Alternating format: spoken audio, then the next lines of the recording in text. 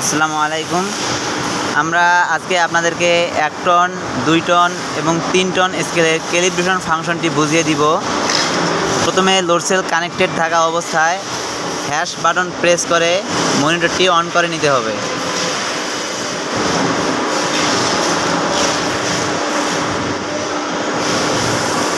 Monitor on হওয়ার পর প্রথমেই উইন্ডোতে ডি অর্থাৎ ডিভিশন শো করবে। এখন সাধারণত 1 টন, 2 টন এবং 3 টন স্কেলে 100 গ্রাম ডিভিশন ব্যবহার করা হয়, সেহেতু ডিভিশন চেঞ্জ করার জন্য টেয়ার বাটন প্রেস করতে হবে। যে 100 গ্রাম ডিভিশনের জন্য 1 দিতে হয়। তারপর হ্যাশ বাটন প্রেস করে ডিভিশন সেভ দিতে হবে। তারপর উইন্ডোতে পি অর্থাৎ ডেসিমেল পয়েন্ট শো করবে। ডেসিমেল পয়েন্ট 100 গ্রাম ডিভিশন থাকলে শেষে পয়েন্ট অর্থাৎ ডেসিমেল পয়েন্টের পর 1 ঘর থাকবে, সেহেতু টেয়ার বাটন প্রেস করে আমরা ডেসিমেল পয়েন্ট চেঞ্জ করব। এই যে ডেসিমেল পয়েন্টের পর 1টা ঘর ফাঁকা থাকবে।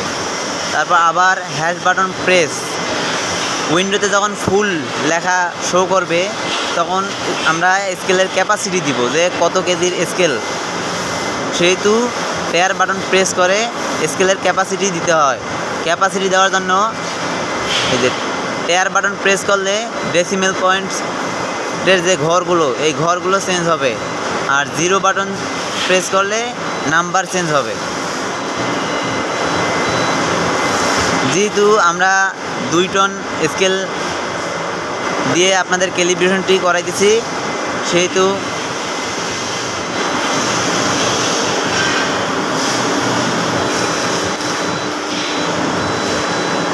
আমরা 2000 কেজি অর্থাৎ 2 টন দিয়ে আপনাদেরকে দেখিয়ে দিতেছি।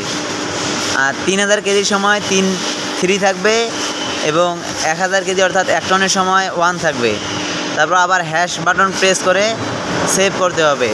তারপর উইন্ডোতে নো লোড আসার পর আবারও হ্যাশ বাটন প্রেস করতে হবে।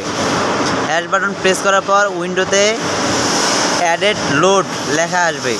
অ্যাডেড লোড লেখা আসার পর টেয়ার বাটন প্রেস করতে হবে।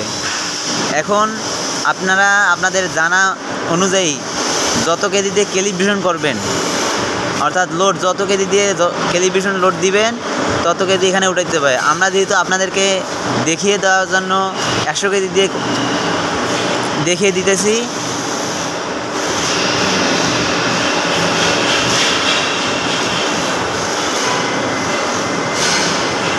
এখানে একটি কথা হলো যে আপনারা স্কেল আপনার যত কেজি হোক তার 50% দিয়ে লোড দেওয়া সঠিক। আমরা দেখিয়ে দেওয়ার জন্য আপনাদেরকে শুধু 100 কেজি দিয়ে দেখিয়ে দিতেছি।